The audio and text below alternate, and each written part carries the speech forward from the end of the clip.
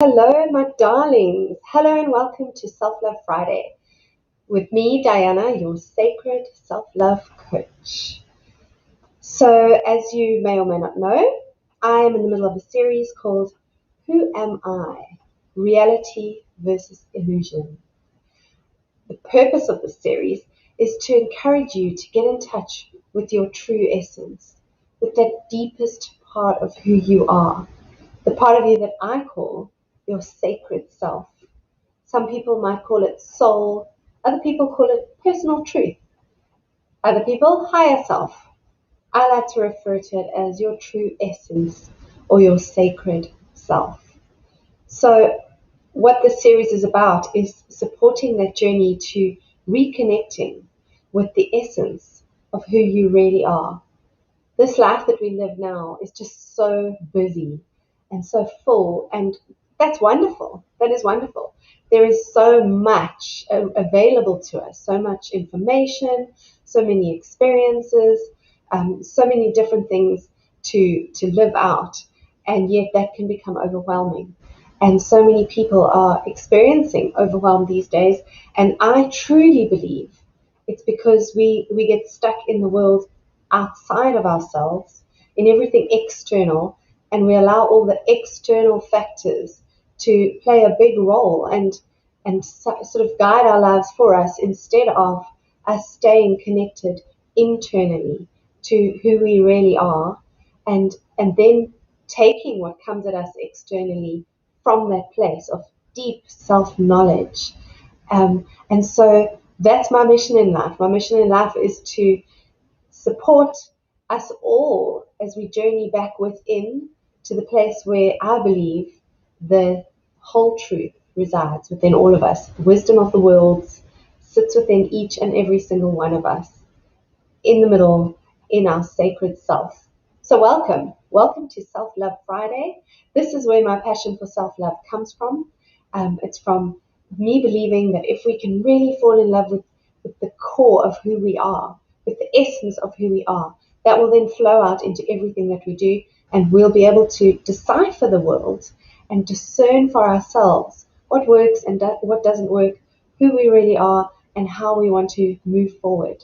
So really, my work and this series is about liberation. It's about setting yourself free, body, mind, and heart, so that your soul, your sacred self, your higher self can really be guiding your life experiences. So, if you have been with me on the series, then you'll know that this is week 3, and we're going to be talking about heart, about emotions. Last week we spoke about mind, and the week before we spoke about body. So if you haven't been with me on the series, then do go back and watch the others. Each week I like to intro the theme, chat about it a little bit, and then put out to you a really, really easy to incorporate into your life little challenge or activity or game for the week. So last week's game was all centered around quiet time. And it was about taking a daily quiet time for yourself and taking some minutes to breathe, to listen to your heart, to connect with your body, and then to pull out of yourself and to watch yourself and to watch your thoughts, to see what guidance, if any guidance dropped in, and to then kind of work with that during the day, and also to watch your thoughts every day and really become aware of them. Well, let me tell you, I have been doing the games that I put out for you. I've been doing them as well. And last week, well, the first week was great. I had some great experiences with my body. Last week, I had some really, really interesting times with my mind and watching my thoughts. And I came to a realization that even though I'm so aware of this and I work in this field and I'm always thinking about mindset and thoughts and the power of thoughts, there was a part of my life that I had allowed to go into a bit of autopilot. So as I was digging and getting quiet and quieter than usual, and this is somebody who meditates every day, so I have quiet time as a big part of my daily rituals, and yet there was a part that had fallen into my blind spot and I hadn't noticed some things. So I really got great benefit out of doing this practice every single day, in the way that I laid it out for everybody in the game of the week. And I unpacked something great, something new. So, well, not new, old and new. Knew that it had fallen into my blind spot. So pulled it up again, sorted it out, and I'm back in alignment again. So that connection with my sacred self was strengthened even more than usual. So how wonderful. I really enjoyed it. And I would really love to hear from anybody, any of you who did do it with me. Do let me know. What did you experience? How did that breathing feel? That on purpose breathing. How did it feel to really tap into your heartbeat and then to listen to your thoughts and then to watch yourself and think about your thoughts for the rest of the week? Share with me what your experiences were like. I would love to hear about it. Okay. But now moving into heart. I call it heart. And when I say heart, I'm talking about your emotional space, your emotional body, who you are in your emotions. As you've heard me say before, maybe you have, maybe you haven't, I talk about the sacred self as being the core, true essence of who we are, and then the other bodies, the physical body, that's the tangible touch, taste, jump body of ours. I talk about the mental body, the mind, and then the heart body, which is the emotional body. So that's what I'm talking about when I refer to heart. And my challenge to you today is, if I ask you, how are you? What do you answer? I know so many people say, fine, thank you. Well, years ago, I was on an amazing workshop with an amazing couple who ran really, really life-changing weekend retreats and workshops. And they presented this fine as an acronym. And I think I've seen it attached to Aerosmith, and I love Aerosmith, so it could be Aerosmith originally. I'm not sure who came up with this. But FINE stands for, and I'm not going to swear, effed up. So you can fill in the gaps of what I mean by effed up or fouled up. Substitute the word fouled with something else. Insecure, neurotic, and emotional, or emotionally undone. And if you think about it, how often do we say fine, thank you when somebody asks us how we are, and we actually are feeling pretty effed up, insecure, neurotic, and emotionally undone, or emotionally numb? How often is that the truth? Sadly, for me at the time when I first heard this acronym, that was my living truth. I had shut down my emotional body to such an extent that I just didn't allow myself to feel a lot of anything. I would allow myself to feel moments of joy and enjoyment, if that makes sense. So as long as it was sort of on the positive side, not too extremely positive, but just on the positive side of the scale, then I would allow myself to go there. So I would have great time with friends. I allowed myself to enjoy. It was usually got to do with other people. So if I was with my colleagues and we were enjoying ourselves, that was fine.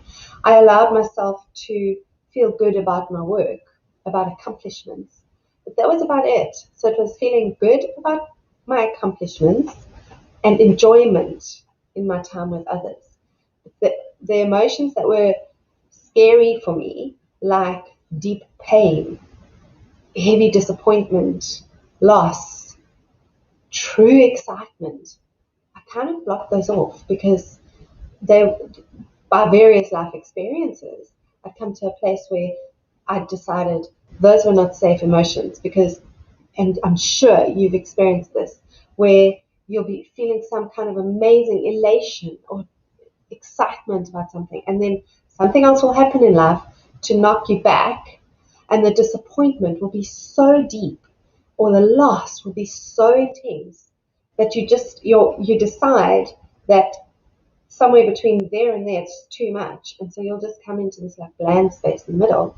And interesting thing is that what I have noticed over the years is that despite my passion for really feeling my feelings, and I encourage you to do the same, and we'll get there today, is there is still a propensity for me to go back to that middle zone where it's kind of like a safe zone.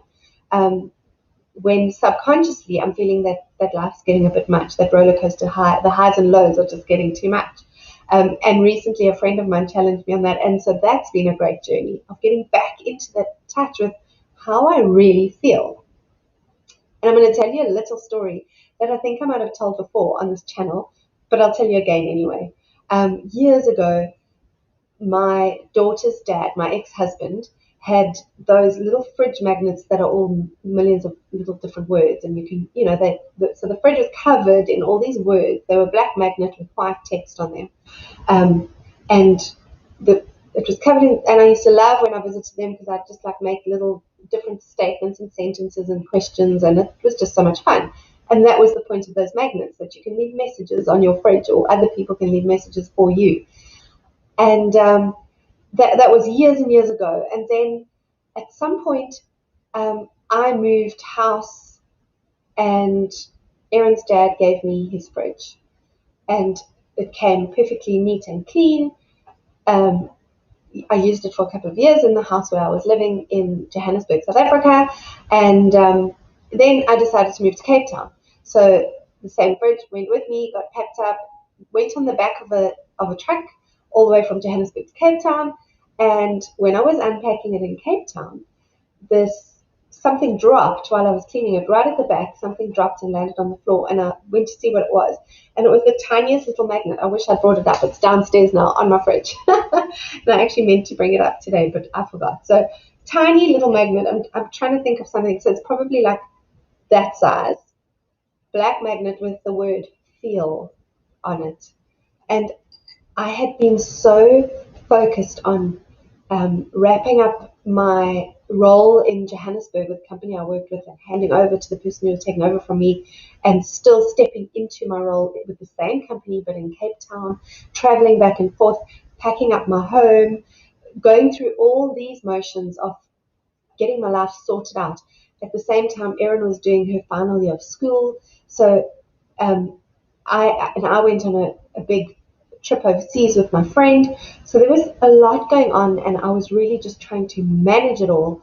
And I hadn't realized that I had, in that process, packed away my feelings. And this little magnet landed on the floor. And I'm looking on my hands and knees for the magnet. I saw the magnet, and of course I burst into tears and laughter at the same time. I was giggling and crying at the same time, because I realized I just have so much emotion, and my emotions are beautiful, but I've been packing them away for I don't know how long. Basically, as much as I've packed up my house, I've packed away my emotion. And there were so many changes in my life, and I think I just hadn't stopped to feel them or allow myself to feel them, because there was so much going on. And I was doing it all at a hell of a pace, which I have a tendency to do because I'm a high energy person. And when I get excited about something, I just go for it. However, during that state of excitement, and that I had packed away most of my feelings. So that weekend, moving into my place, I got back in touch with my feelings. I let them flow. There was laughter, there was excitement, there was celebration of everything I'd done, there was dancing, there were tears, just tears of release, tears of what I'd said goodbye to, and it was incredible. And I took that magnet and I put it on my fridge, and it's been on my fridge ever since. It's a different fridge now that I live in the UK. It's a different fridge, but the magnet is still there, and I see it every single day, and it reminds me. And what I tend to do now is I move it around every now and again, so that when I go to the fridge, it looks different, because that little magnet is somewhere else, and that's a reminder. So that's really what I want to talk to you about today is, do you really know how you feel at any given point? Are you really in touch with the feelings that you're feeling at the moment? And do you know how they're affecting your life? So, for example, if something makes you really, really angry, let me rephrase that because my language is off there. Nothing can make us feel anything, but we do feel in response to stimulus. So just to clarify, that's what I mean. So if something happens and your natural response is anger, and you shut that down and you put it away inside of you, and then further down the line, something else happens and your natural response is anger, you shut it down, and you keep doing this for anger. I'm using anger as an example because it's a nice, powerful emotion. And you keep putting that anger away. First of all, that anger actually sits in your system. So you do have these different energy bodies and emotions, physical, mental. It's all part of the same thing. And if you're storing anger energy, it's just growing. Think of what anger is like. It's basically like a pressure cooker. So you are putting this very, very energetic emotion down and holding it down. And what's going to eventually happen is A, you'll get sick, or B, you'll end up having a huge um I've gone blank on the word. I've been doing that all day. A big reaction that doesn't suit the situation. So where it might have made you mildly angry before, or got you annoyed, you'll end up exploding. And just like a pressure cooker, when it doesn't have a pressure valve and it gets left on, it turns into a bomb. And or both, you'll get sick in your body and you'll have the explosion. And what happens then is you damage relationships. And all that was necessary in the first place was you being in touch with your feelings and knowing how you felt in the moment and knowing how to manage that. And this is obviously, if you've been putting away your feelings for years and you don't know how to manage feelings and you don't know what to do with them, then sure, that could take time. But I really, really believe that the key is self-knowledge and self-awareness. So just like we've done for the past week, 2 weeks, and I'm going to suggest again this week, it's about getting quiet and connecting with your inner self, who you really are. Some cultures, I know British culture for one, the conditioning is that there's no space to express your feelings in polite company. You have to be polite, and polite means keep your feelings to yourself. I don't know what comes after that because from what I've seen of the culture, I was raised in South Africa, but my family was quite British in their ways, and I don't know what you're supposed to do with the emotions after you put them away. You feel them, you don't express them, you put them away, and then what? I still don't know to this day. There are other cultures who believe in overtly expressing emotion, like just going all out, and there's no sense of boundary. There's no sense of is it okay with the people around me? How does it impact them? How is my overt expression affecting everybody else's feelings or experience of the day? So there are these extremes in the world around feelings, and somewhere in between live most of us.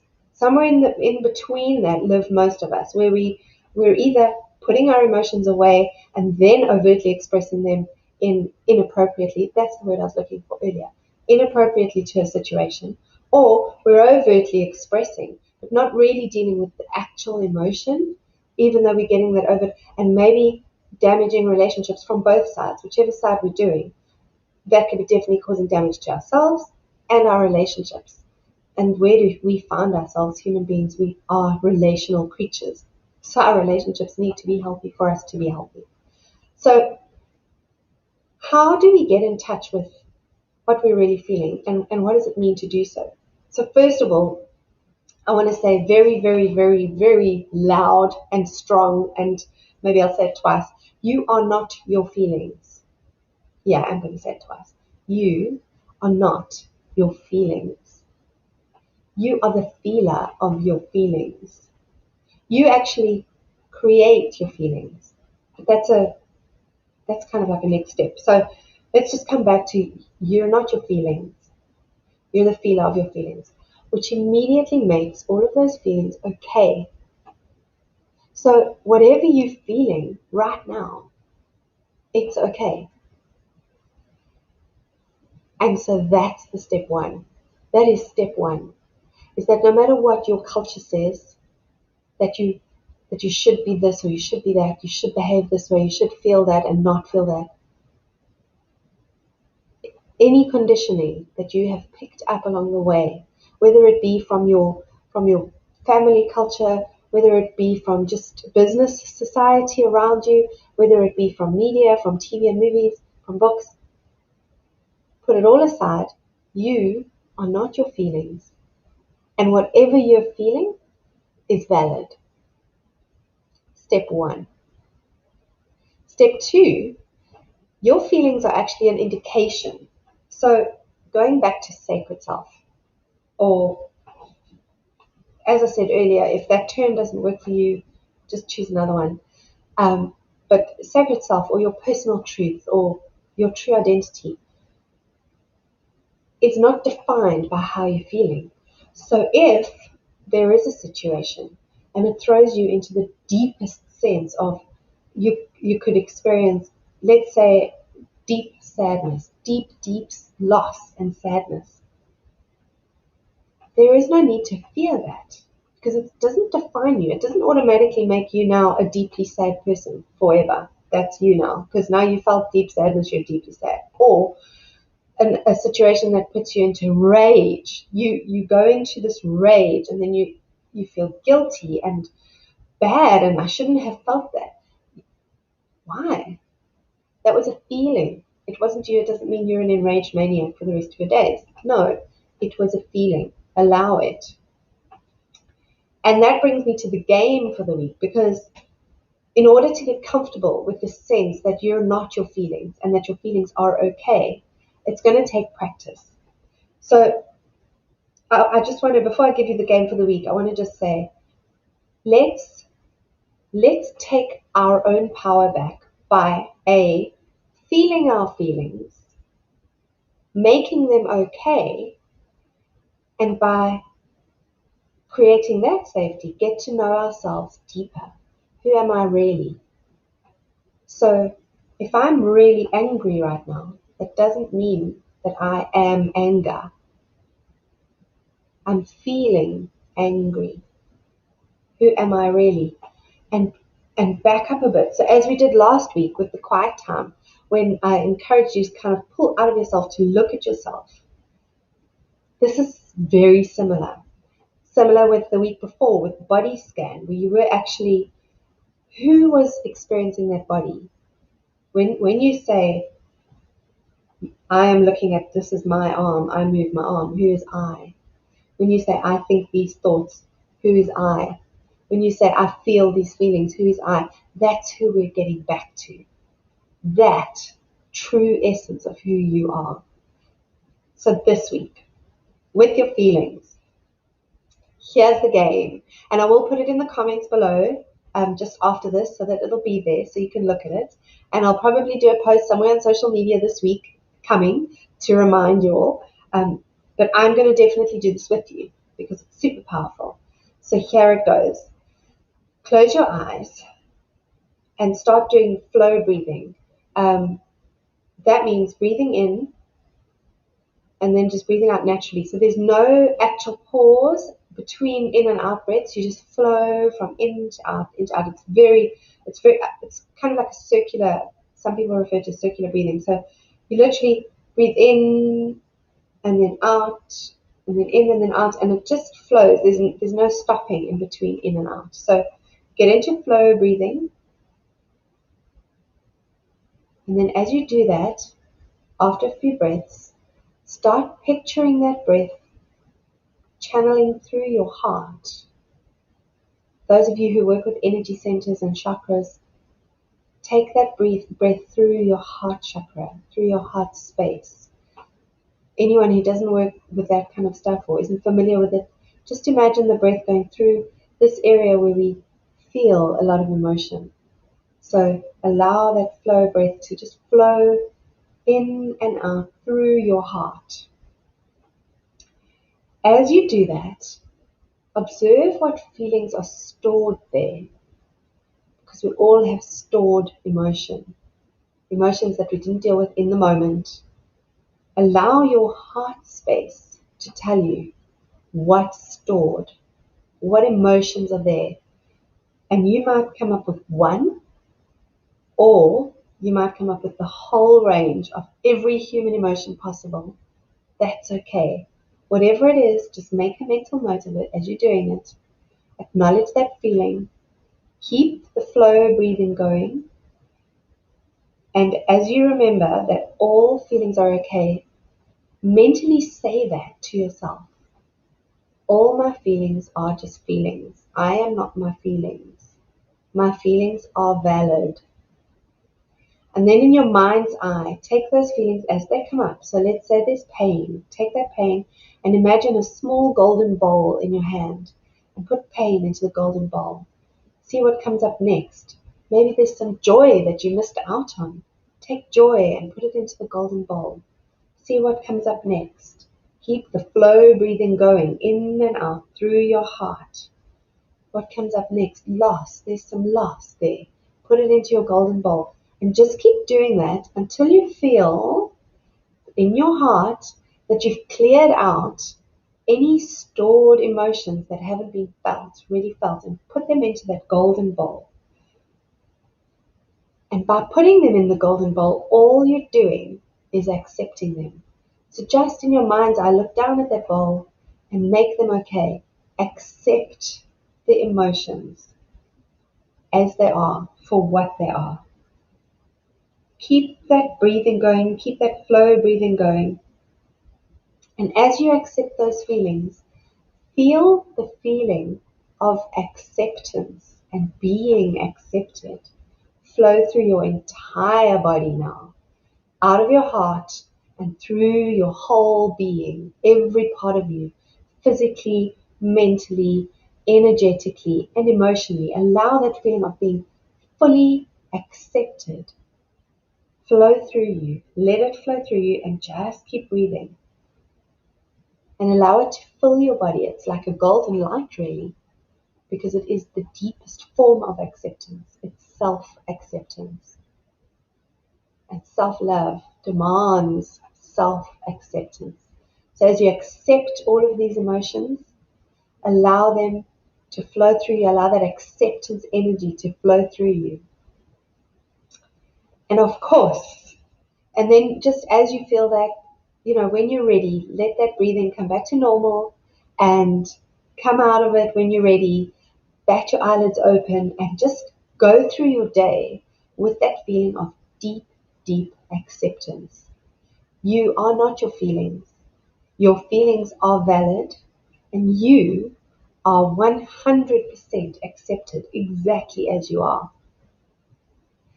And of course, part of the game is that you do it every day, once a day. Well, at least once a day. And then see what happens on those days. So do it in the morning.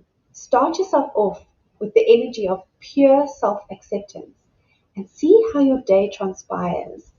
If you start your day from a place of pure self-acceptance and self-love, you are guaranteed to have a different experience in that day. So let me know how it goes.